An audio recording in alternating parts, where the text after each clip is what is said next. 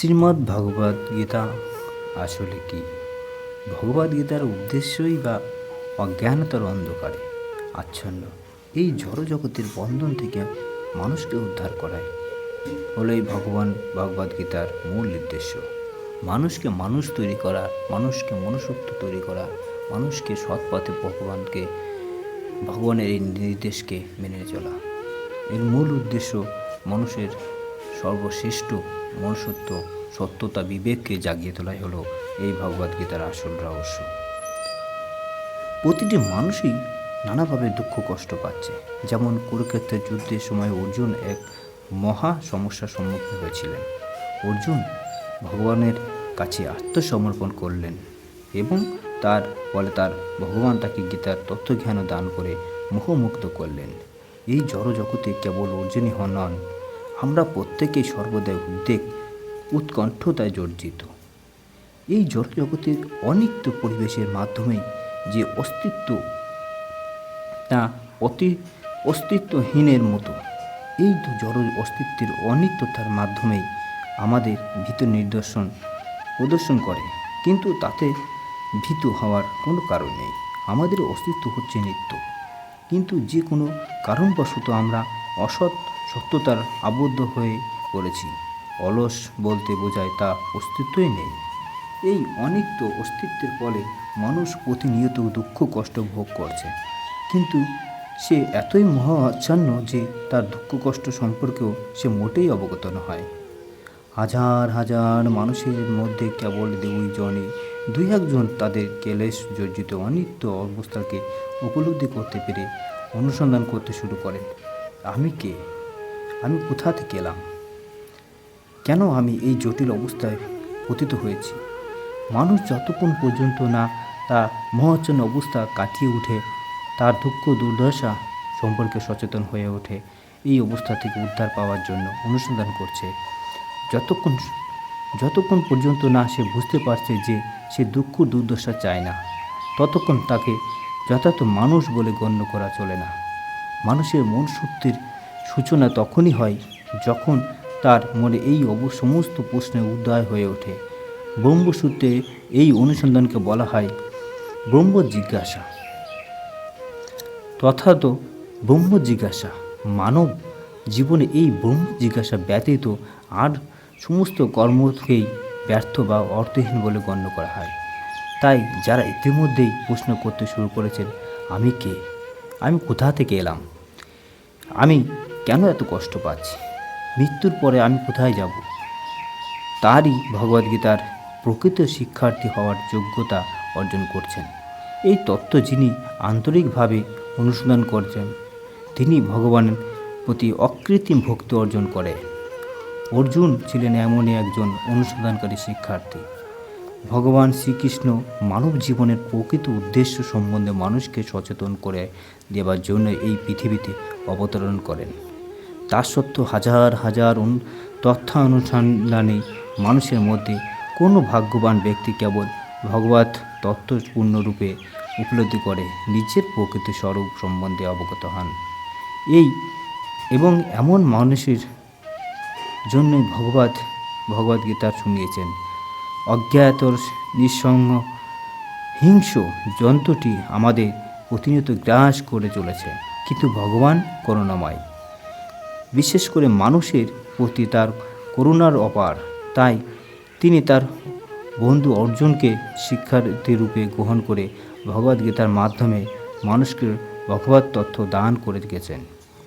অর্জুন ছিলেন শ্রীকৃষ্ণের সহচর, তাই জড়জগতের অজ্ঞাত তাকে স্পর্শই করতে পারত না। কিন্তু ভগবানের ইচ্ছা অনুসারে কুরুক্ষেত্রের যুদ্ধের সময় তিনি সামরিকভাবে মোহাচ্ছন্ন হয়ে পড়েন, যাতে তিনি সেই সংকটময় অবস্থা থেকে উদ্ধার পাওয়ার জন্য শ্রীকৃষ্ণর শরণাপন্ন হয়ে তাকে প্রশ্ন করেন, এবং তারই মাধ্যমে ভগবান আগামী দিনে মানুষের উদ্ধারের উপায় স্বরূপ ভগবত তত্ত্বজ্ঞান সম্বলিত ভগবদ্গীতার বর্ণনা করে গেছেন।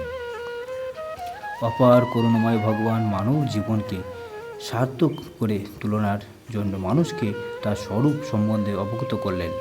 তাই তাদের নির্দেশ ছিলেন কীভাবে জীবন অতিবাহিত করা উচিত। ভগবদ্গীতার বিষয়বস্তুতে আমরা 5টি মূল তত্ত্ব উপলব্ধি করতে পারি।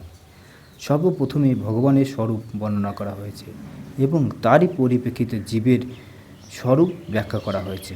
ঈশ্বর আছেন এবং তিনিই সব কিছু নিয়ন্ত্রণ করছেন, আর তার জীব প্রতিনিয়ত তার দ্বারা নিয়ন্ত্রিত হচ্ছে। কেউ যদি বলে যে সে কারো দ্বারা নিয়ন্ত্রিত হচ্ছে না, সে মুক্ত, তাও হলেও বুঝতে হবে সে উন্মাদ। জীব সর্বদাই, বিশেষ করে বদ্ধ অবস্থা, সর্বতোভাবে নিয়ন্ত্রিত। তাই ভগবদ্গীতায় পরম নিয়ন্তা ঈশ্বর ও সর্বদা নিয়ন্ত্রিত। জীবের বিষয়বস্তু নিয়ে আলোচনা হয়েছে। তাছাড়াও প্রকৃত জড় প্রকৃতি, কাল, সমগ্র ব্রহ্মাণ্ডের অস্তিত্ব ও জড় প্রকৃতির অভিব্যক্তির অস্তিত্বের স্থিতিকাল এবং কর্ম ও কার্যকলাপ আলোচনা করা হয়েছে। ভৌতিক জগতের প্রকাশ বিভিন্ন কার্যকলাপের পরিপূর্ণ। সমস্ত জীবেরা বিভিন্ন কার্যকলাপের লিপ্ত। তাই ভগবদ্গীতা থেকে আমাদের জানতে হবে ভগবানকে, জীব কী, প্রকৃত কী, ভৌতিক জগৎ কী, আর কীভাবেই বা মহাকালের দ্বারা পরিচালিত হয় এবং জীবের কার্যকলাপ কীভাবে নিয়ন্ত্রিত হয়। ভগবদ্গীতায় এই 5টি বিষয়বস্তু আলোচনা করার মাধ্যমে সুদৃঢ়ভাবে প্রমাণ করা হয়েছে যে ভগবান বা শ্রীকৃষ্ণ বা পরম ব্রহ্ম বা পরম নিয়ন্ত্রতা বা পর আত্মা কে নামে এই সম্বোধন করা হোক, তিনি হচ্ছেন সর্বশ্রেষ্ঠ। সকল জীবই পরম নিয়ন্ত্রতার মতোই গুণগতভাবে সমান। যেমন জড় প্রকৃতির যাতে এই বিশ্ব ব্রহ্মাণ্ডের সব কিছু ভগবান নিয়ন্ত্রণ করছেন, যা ভগবদ্গীতার শেষ অধ্যায়গুলিতে বর্ণনা হয়েছে।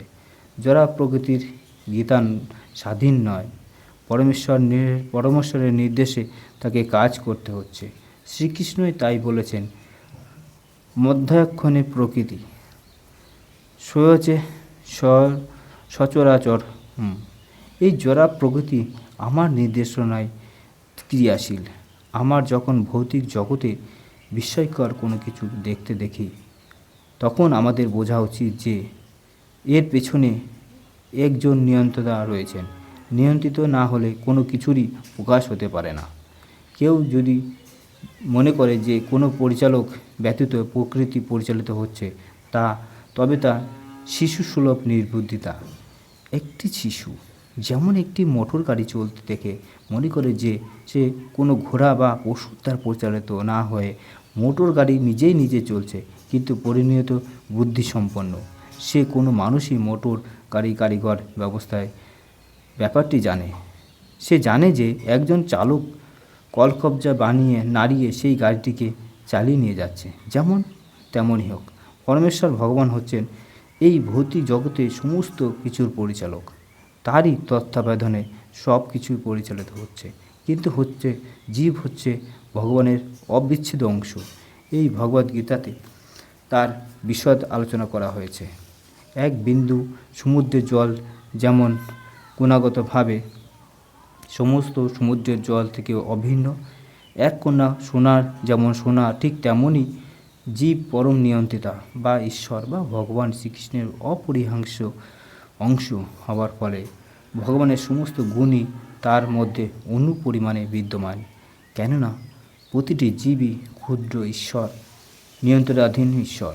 আমরা প্রকৃতির উপর কর্তৃত্ব করার চেষ্টা করছি।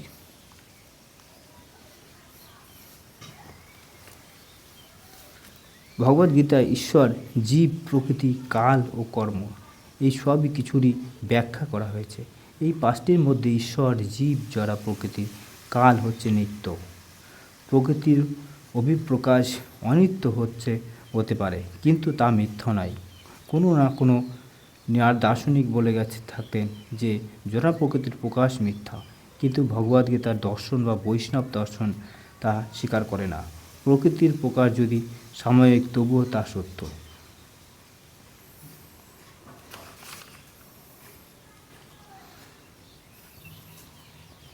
জীব ও ঈশ্বরের পার্থক্য গীতার 13 অধ্যায়ে বিশদভাবে আলোচনা করা হয়েছে। এই আলোচনার মাধ্যমে আমরা জানতে পারি যে জীবের মতো ভগবান ক্ষেত্রেও, অর্থাৎ চেতন, তবে জীব কেবল তার নিজের দেহটি সম্বন্ধে সচেতন, কিন্তু ভগবান সমস্ত দেহের সচেতনের সম্বন্ধেই সচেতন। যেহেতু তিনি সকলের হৃদয়ে অবস্থান করেন, তাই তিনি সকলের অন্তরতম প্রদেশের কথাও জানেন। এই কথা আমাদের ভুললে চলবে না। এই সম্বন্ধে আর ব্যাখ্যা করা হয়েছে যে পরম পুরুষোত্তম ভগবান পরমাত্মারূপে সর্বজীবের অন্তরে অধিষ্ঠিত এবং জীবের বাসনা অনুসারে তিনি তাদের পরিচালিত করেন। মোহ আচ্ছন্ন হয়ে জীব তার কর্তব্যের ভুলে যায়। প্রথমত তার স্বাধীন ইচ্ছার বশত হয়ে সে কোনো কিছুর করার সংগ্রাম করে।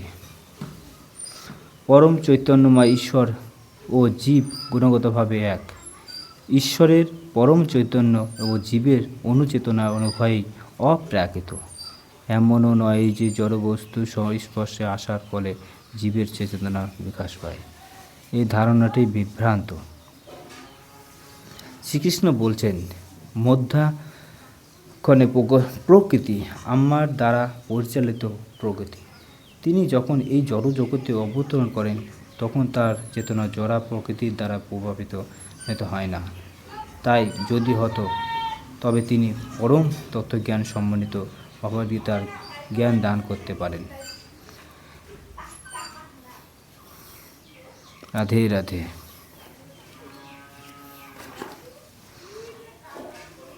ভগবদ্গীতা কি আসলে, এটা সম্পর্কে সংক্ষিপ্ত কিছু ধারণা তোমাদের দেওয়ার ব্যস্ততা করলাম।